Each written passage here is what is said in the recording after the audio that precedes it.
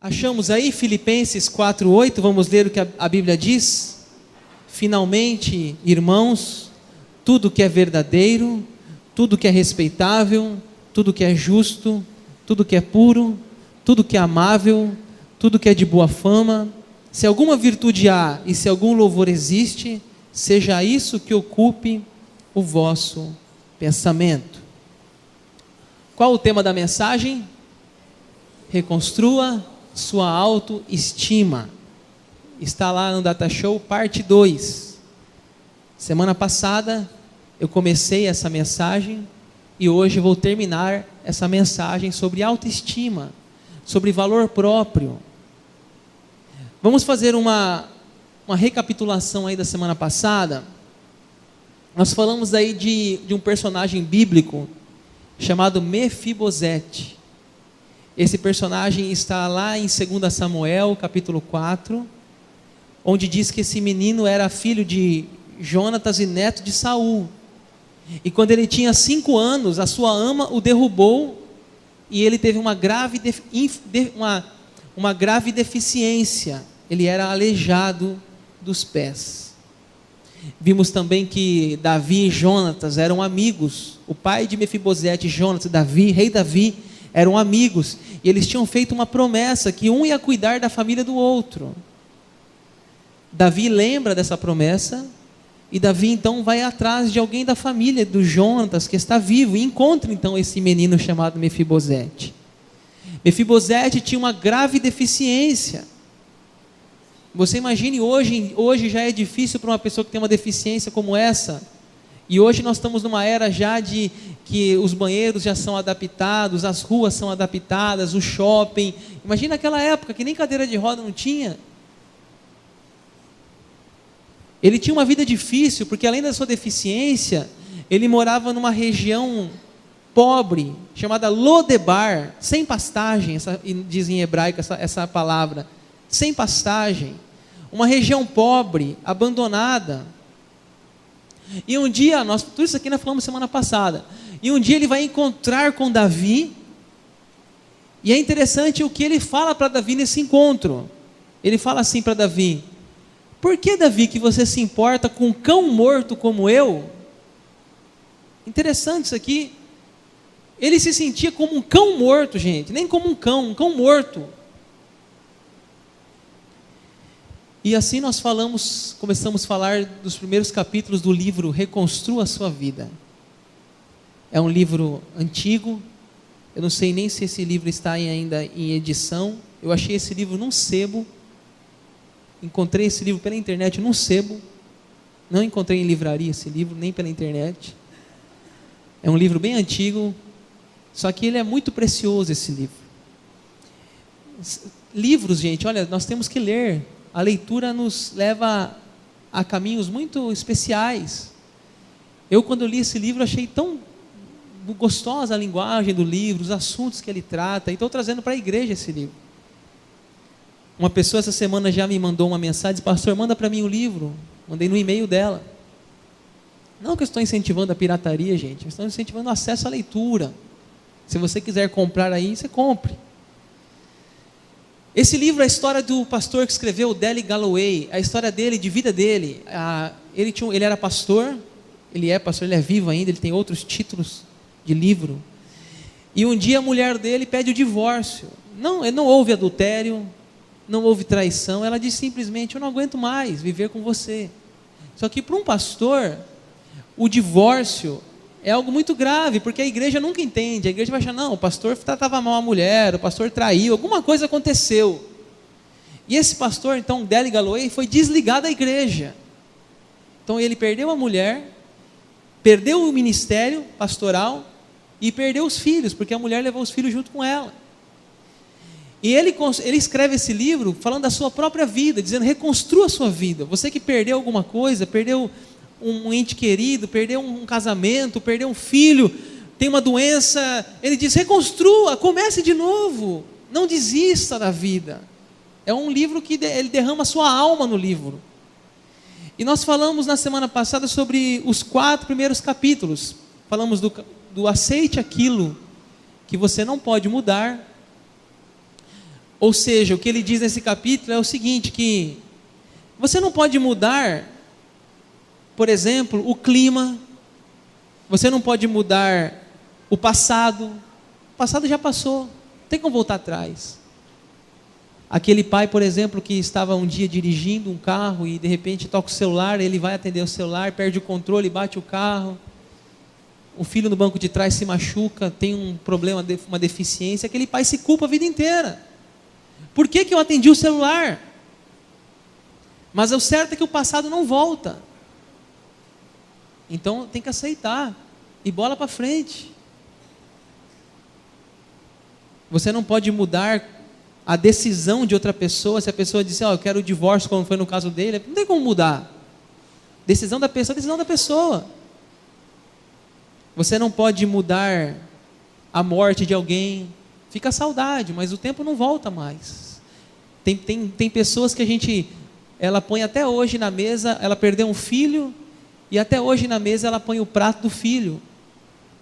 No quarto do filho está lá todas as roupas, ela fica aquela coisa de memória, de nostalgia, dizendo como se um dia fosse voltar aquele filho morto. A mensagem do livro é: aceite o que você não pode mudar.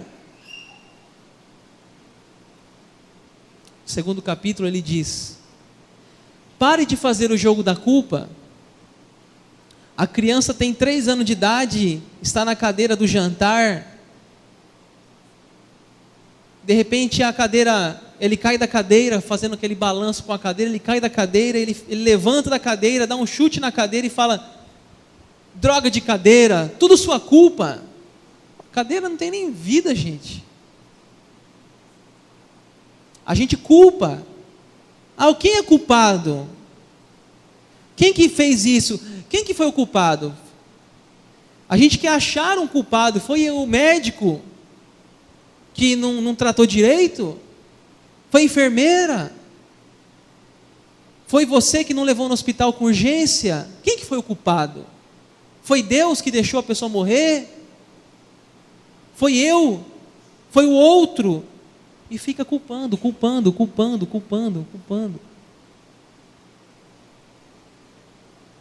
Terceiro capítulo ele diz: faça a maravilhosa descoberta de quem você é.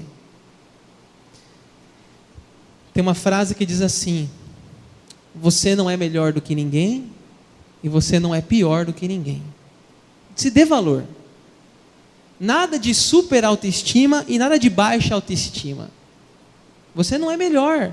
Esse negócio de gente que é arrogante, orgulhosa, eu sou melhor, nada disso. Você não é melhor do que ninguém, mas também não é pior. Amar a si mesmo é uma atitude cristã. Lembra que Jesus disse: amarás o teu próximo como a ti mesmo. Como que você vai amar alguém se você não se ama? Amar a si mesmo é uma atitude cristã. O quarto capítulo. Falamos tudo isso aqui na semana passada. Bata a porta na cara da autopiedade. O que é autopiedade? É a pessoa se apegar a uma situação do passado e ficar presa naquilo ali. Ficar remoendo aquele sentimento, ela gostar de querer sentir aquela dor mais vezes. É uma pessoa querida que morre, é perder o emprego, é uma tragédia financeira, é um casamento que não vai bem, é uma doença incurável. O pior de tudo isso é a autopiedade. Coitado de mim, ninguém me ama, ninguém se preocupa comigo, como diz o Chaves, né?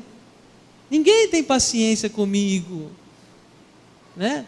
É autopiedade, autocomiseração, dó de si mesmo. Eu tenho uma dó de mim mesmo, eu sou um coitado. Não faça isso. Acredite em si mesmo, bata a porta. Quando vir aquele sentimento de autopiedade, eu sou um burro mesmo, eu não sei fazer nada. Não quero isso, eu tenho valor. Bate a porta na cara da autopiedade. Não quero ficar me lamentando, ficar sentindo a minha dor, não quero. Hoje, pessoal, nós vamos avançar o livro de Deli Galloway, são 11 capítulos. Eu não vou aqui falar sobre os 11, eu escolhi nessa noite mais 3 capítulos do livro, vou falar com você mais 3. E vou encerrar aqui essa mensagem. Quem tiver interesse no livro, depois pode ler inteiro. Vamos para um outro capítulo então. Você que é líder de célula, quiser anotar então esse próximo tópico, será usado na sua célula, que diz assim, vamos ler o que está lá? Aplique o bálsamo da cura em suas feridas emocionais. Escute o que eu vou dizer aqui. Nenhuma pessoa vai passar pela vida sem sofrimento. Gente, nós não estamos numa estufa protegida, não estamos livres de dor, não estamos numa Disney eterna, não, estamos num mundo com problemas, com lutas, com dificuldades, com desemprego, com cesta básica, nós estamos na luta, doenças, gripe, H1N1, impeachment, estamos cheios de coisas rodando a gente. Não, a vida não é fácil para ninguém. Não pense que a felicidade é toda hora, não.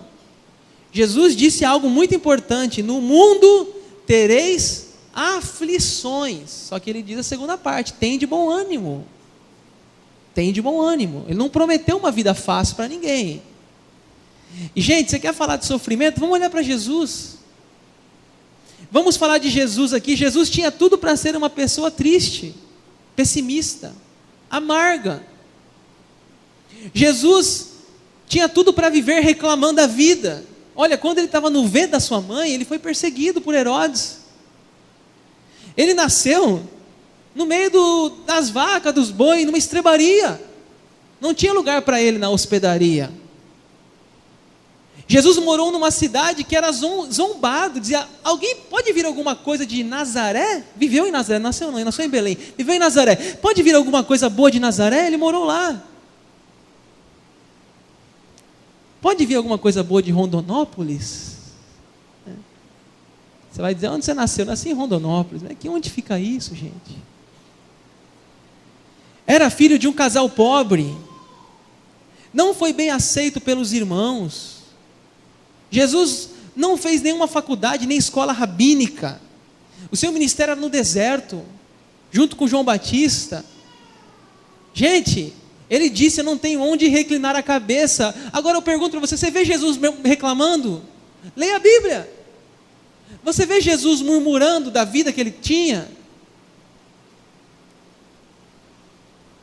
E Jesus sabia ainda o pior, que ele sabia o que lhe aguardava, que era a cruz, traição, a morte. Eu fico imaginando Jesus lá com seu pai José, fazendo os trabalhos com madeira, e ele pegando na carpintaria, ele pegava aquela madeira e dizia, um dia eu vou ser pregado nisso aqui. Mas Jesus não era pessimista. Jesus não vivia reclamando, ao contrário, vivia intensamente. Ele olhou para os lírios dos campos, ele olhou para os pássaros e disse, olha a beleza disso aqui, gente. Olha como é belo. Os lírios, os pássaros, eles não trabalham, eles não plantam, e eles têm tudo. O Pai dá tudo para eles. Jesus via as crianças e disse, deixa as crianças vir a mim. Bem, o reino é das crianças. Jesus vivia uma vida tranquila, feliz, alegre.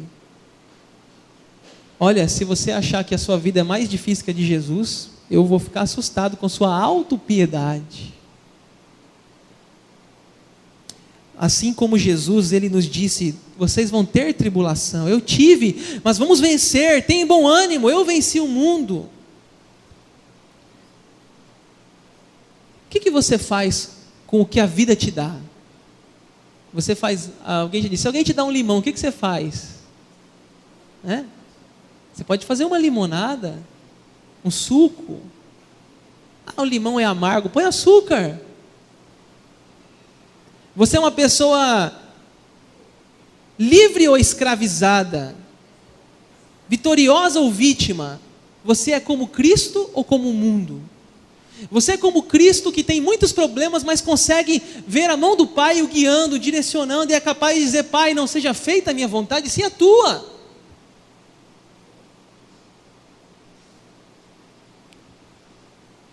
Deixa eu dizer uma coisa para você. Nós temos ali na imagem um coração ferido. Você talvez é uma pessoa ferida pela vida.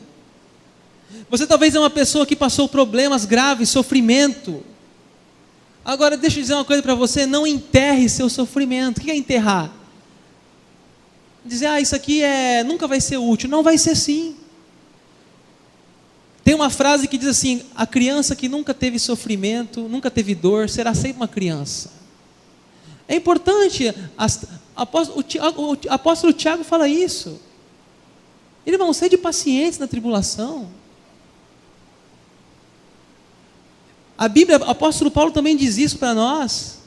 Olha, Deus podia ter mantido José fora da cadeia, Daniel fora da cova dos leões, evitado que Jeremias fosse lançado num poço de lama, impedido os naufrágios de Paulo, impedido os amigos de Daniel serem lançados na fornalha. Mas Deus não fez nada disso, Deus permitiu. Você sabia que os problemas, os sofrimentos, as lutas, muitas vezes em nossa vida são terapêuticas, nos tornam pessoas melhores, nos tornam pessoas mais maduras, fazem a nossa pele ficar mais grossa, para a luta que vai vir no futuro. Você acha que Davi chegou onde chegou? Você acha que o passado dele não ajudou?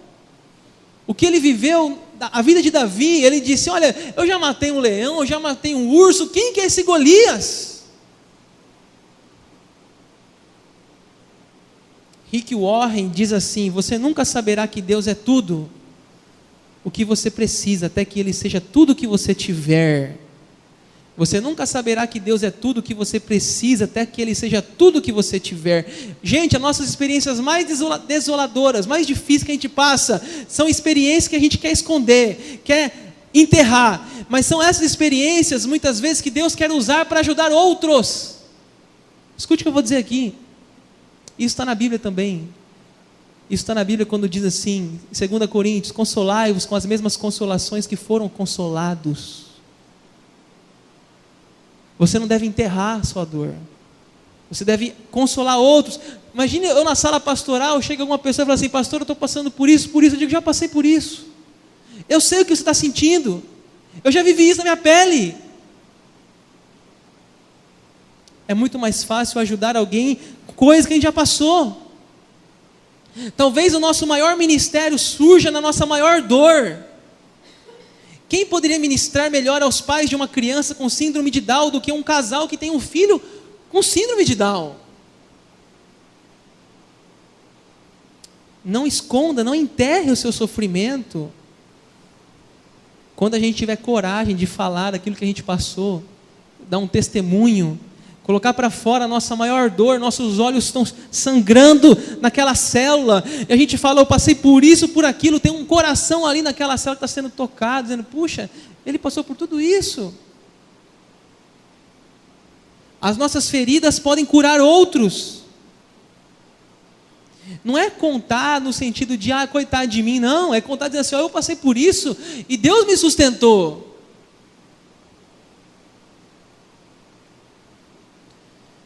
Temos que se envolver com pessoas que estão passando por problemas que a gente já passou, ajudá-las.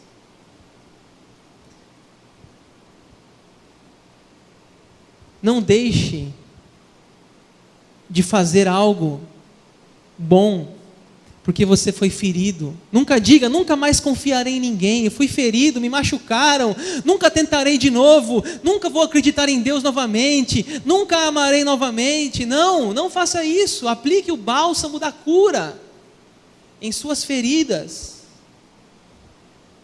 O que ele diz aqui no livro: não assuma sofrimento de outra pessoa. Diz que uma mulher ia na oração de manhã, e ela chegava na oração, e aí eles liam os pedidos de oração. Então a pessoa dizia: pastor, estou passando por um problema, e peço oração da igreja, meu filho está fora de casa.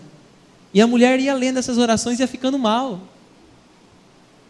Aí o pastor, na hora da... Essa não foi experiência minha, foi um pastor, Silmar Coelho, que conta essa história. Diz que a mulher ia ficando triste com os pedidos de oração. Ele disse à mulher: você não vai vir orar mais não. Mas por quê, pastor? Porque você está vindo, está ficando pior. A oração é oração entregar, você entrega para Deus aquele problema, não deve pegar para si. Gente, você imagine se eu como pastor fosse pegar para mim todos os problemas que a igreja está passando. Cada uma pessoa que vem falar comigo, que conversa, que eu for ouvir, for pegar para mim aquele problema, eu vou enlouquecer. A gente tem compaixão, tem que ter compaixão, mas a gente tem que jogar para Deus essa dor, não carregar para nós. Ele diz isso no livro Dele Galloway: não assuma o sofrimento dos outros para si. Não se apegue aos sofrimentos. Tem uma cena na vida de Davi. Nós estamos estudando Davi aqui na escola dominical, né, semana passada e hoje. Quem está acompanhando o estudo diz que Saul chamou Davi para tocar a harpa para ele. E diz que Saul atacava a lança em Davi. Você pode ver isso na Bíblia, 1 Samuel. Sabe o que Davi fazia, gente? Ele atacava a lança em Davi, Davi desviava da lança e continuava tocando, gente. Eu não sei o que Davi tinha na cabeça. Se fosse eu, você ia sair correndo. Não, esse cara é louco, vou ficar aqui não. Mas Davi desvia da lança e continua tocando. Vamos trazer isso aqui para a vida emocional? A pessoa te atira uma lança. De vez de você desviar, não, você vai lá e pega a lança e encrava em você. Me disse que eu não vou. A pessoa me disse que eu sou um sem noção, eu não valho nada. Aí você já fica, cara, deixa falar, gente. Porque o pastor está ficando rico. Deixa falar, gente. Porque pastor é tudo ladrão. Deixa. Se eu pegar essa lança e encravar em mim, a pessoa não sabe minha vida, minha realidade, o que eu faço, o que eu vivo, minha casa. Então, falação, todo mundo fala para todo mundo. Tem coisa que não tem que nem dar ouvido, como Davi fazia. Não, deixa Saul lá atacando lança em mim. Não se apegue, não fica remoendo essa dor. E a gente pode falar aqui, gente, eu vou falar só sobre 3 capítulos, eu vou avançar um pouquinho mais esse capítulo, os outros vão ser mais breves. Ressentimento. Sabe o que é ressentimento? Ressentimento é você viver aquela dor emocional várias vezes. O ressentimento é ficar remoendo aquele assunto. Por exemplo, essa pessoa já agiu assim antes, ela vai agir de novo assim comigo. Isso é ressentimento. É guardar mágoa. Não, isso já aconteceu uma vez, vai acontecer de novo. Ressentimento é uma infecção, é um machucado aberto. Conta a história de um jovem que a esposa foi morta por um motorista embriagado. O jovem ficou viúvo, com 2 filhos gêmeos. E ele, muito triste, muito desolado, disse assim: eu vou matar o assassino da minha esposa. E por causa dessa dor, esse ressentimento, o lar dele ficou ruim de viver. Ele era um homem agora pessimista, um homem com ódio. O pensamento dele era matar quem matou a sua esposa. E os filhos começaram a viver num lar que já tinha perdido a mãe, agora perderam o pai para o ódio. Porque a mãe não voltava mais. Mas agora o ódio tomava conta daquela família. Os filhos sofriam, o pai sofria pela memória da esposa que não voltava mais. E ele se justificava, como se tivesse razão em manter aquele espírito amargurado. Ele precisava deixar escorrer pelo ralo o veneno do ressentimento. Gente, olha, alguém pode fazer mal para você. Alguém pode matar um ente querido seu. Agora não é porque você vai matar a pessoa que vai resolver sua dor. Já foi feito. Não volta atrás mais.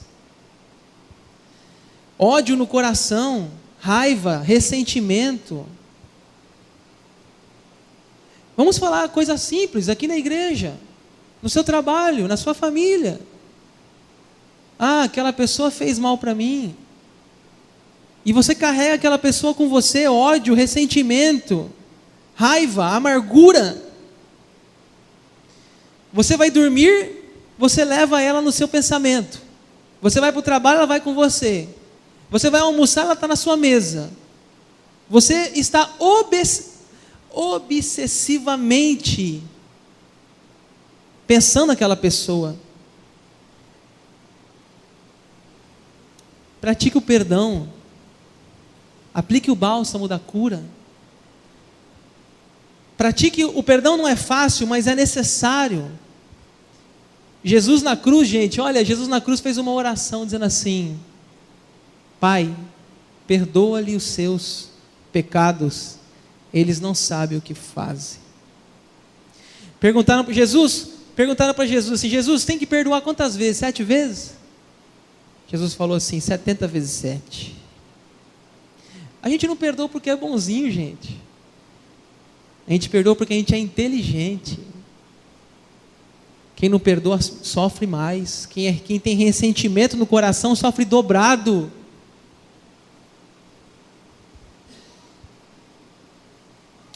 Um outro capítulo do livro que eu selecionei. Vamos ler lá? Escolha e cultive uma atitude positiva. Olha essa história engraçada, ilustra bem o que acontece. Um avô mal-humorado se deitou para tirar um cochilo. O seu netinho, bem menino maluquinho, aquele netinho bem agitado, para se divertir com seu avô, colocou um pouco de queijo em seu bigode, um queijo bem fedido. O avô então despertou bufando e gritou: essa sala está com cheiro ruim. E ele saiu andando pela casa: a casa inteira está com cheiro ruim. Ele subiu no sofá, imagine a cena: o mundo inteiro está com cheiro ruim. O problema estava debaixo do seu nariz. Gente, é verdade que muitas vezes o odor do mundo está em nós mesmos. A gente acha, isso está ruim, aquilo está ruim, está em nós o cheiro. A gente muitas vezes tem uma atitude negativa. Já viu aquele tipo de pessoa que diz assim: ah, não tem ninguém no meu trabalho que presta. Não tem nenhuma igreja boa em Rondonópolis. Não tem ninguém que dirige bem no trânsito. Ninguém. Será que o problema é a cidade? É o trabalho? É a igreja? Ou é a pessoa? Na minha escola não tem ninguém legal.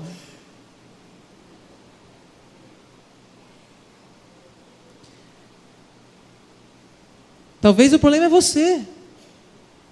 Eu acho interessante, a gente, como pastor, a gente assim, aqui na igreja, nossa igreja é uma igreja muito linda, as pessoas são muito receptivas. E a gente ouve isso aqui toda vez: olha, a igreja é receptiva, o pessoal na porta recebe bem. Aí às vezes chega uma alma, às vezes, e fala assim: ah, eu não gostei da igreja. Ele vai procurar uma igreja então, querido. Porque eu não entendo, se todo mundo acha bom, você acha ruim. O que está acontecendo? É nosso, porque se todo mundo viesse aqui e falasse que era ruim, o problema era meu. Agora, se 99% das pessoas elogiam e uma critica, é com ela o problema. Não é comigo. Mas a questão, o que eu quero pensar aqui, gente, é se nós estamos levando a vida de forma meio negativa. Reclamamos demais. Reclamamos: ai, Rondonópolis é muito quente. É verdade. Você quer morar no frio? Aí você vai dizer: ai, aqui é tão frio. Eu morei em Dourados, gente, 1 ano. Era um frio que eu não via a hora de voltar para Mato Grosso. A gente reclama. Reclama, se chove, reclama da chuva. Se não chove, reclama porque não chove. Esse é o ser humano. Reclamar é falar de coisas que você não quer, em vez de falar daquilo que você quer. Eu fico muito triste quando a gente vê pessoas muito negativas, pessimistas. Ah, isso não vai dar certo, pastor. Tudo não dá certo. Ah, isso não vai dar certo. Não, gente, não podemos ser pessimistas. Minha mãe, quando ela mudou para Cuiabá, ela ganhou um livro, bem pequenininho, que chama assim, Floresça onde você está plantado. Floresça onde você está plantado. Minha mãe mudou de cidade, ela morava em Presidente Prudente, veio morar em Cuiabá. Mas ela tinha que florescer onde ela estava plantada. Essa era a mensagem do livro. Talvez você está aqui em Rondonópolis, não por sua vontade, por motivo de um trabalho, de um familiar que veio para cá, você teve que vir. Mas escolha e cultive uma atitude positiva. Agradeça pela cidade que você vive. Agradeça pela igreja que você participa. Veja as coisas boas que nós temos aqui. Floresça. Não é o lugar que faz a pessoa, é a pessoa que faz o lugar, diz esse livro.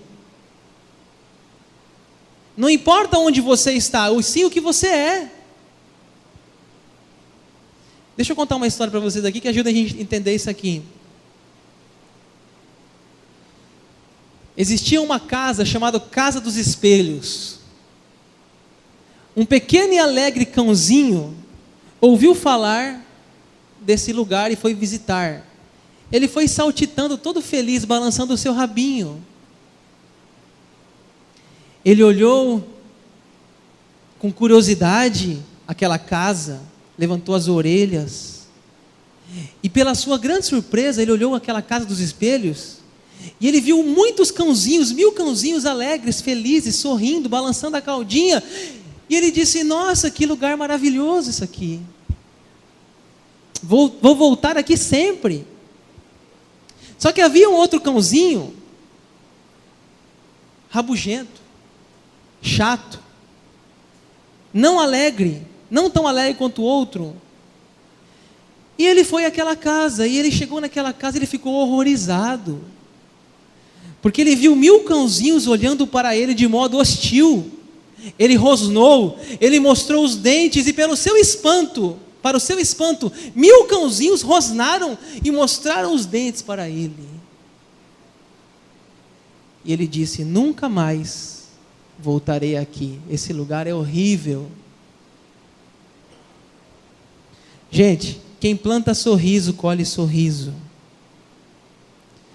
Você pode ser uma pessoa que torna o seu ambiente melhor, a sua família, a sua casa, a sua escola, a sua faculdade.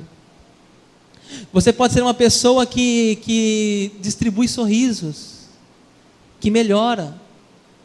Escolha e cultive uma atitude positiva. Pare de reclamar, agradeça a Deus. Agradeça a Deus pelo dom da vida, pelo que você tem na mesa. Deixa eu falar uma coisa aqui para vocês, pessoal. Eu vou finalizar esse ponto aqui com essa questão. Eu sei que a gente está numa crise.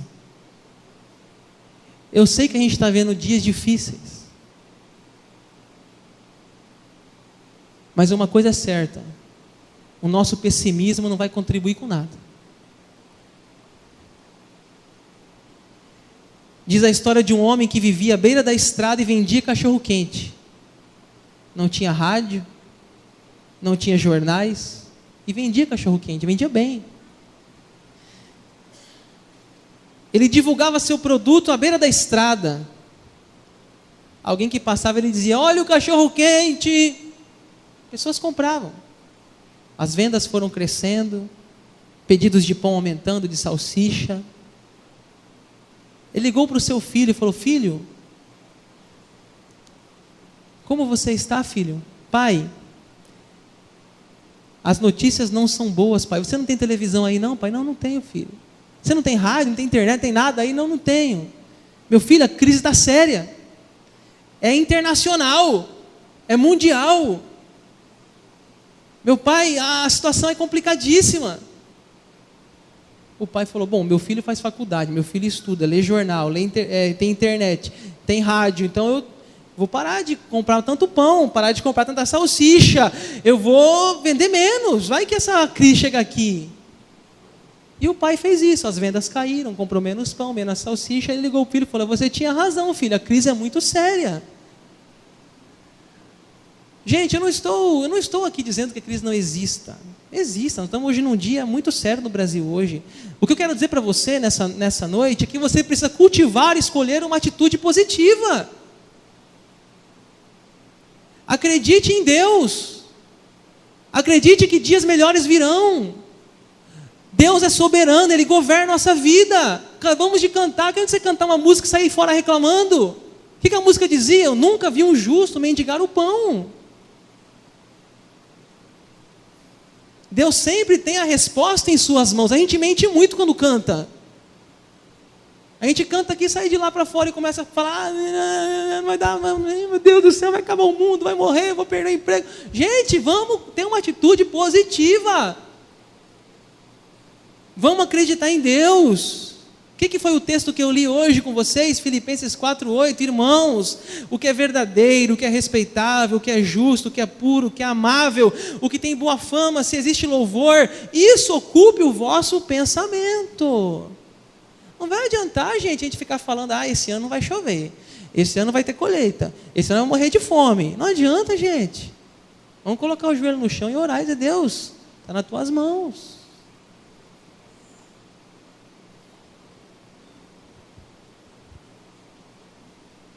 Último ponto da noite, vamos ler o que está lá?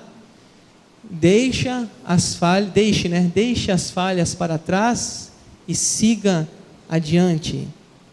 Deixe as falhas, gente. Olha, talvez você já fracassou. Talvez você é uma pessoa que já tomou uma decisão errada na vida.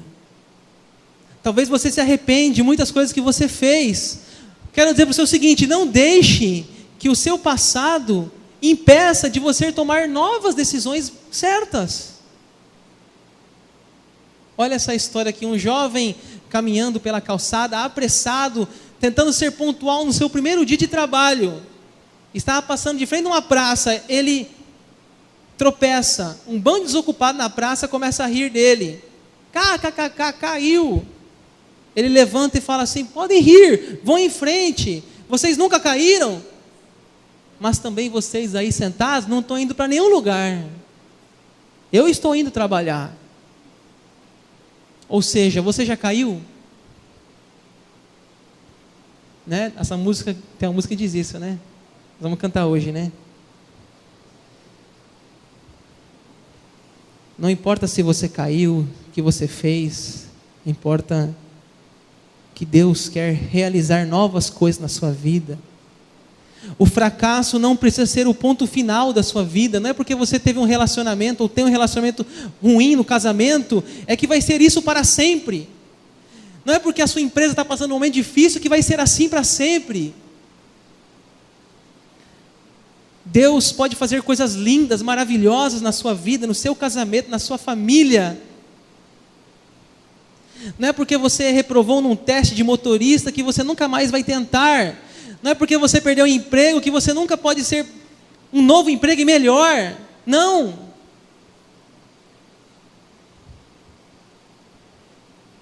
Amanhã é um novo dia, gente.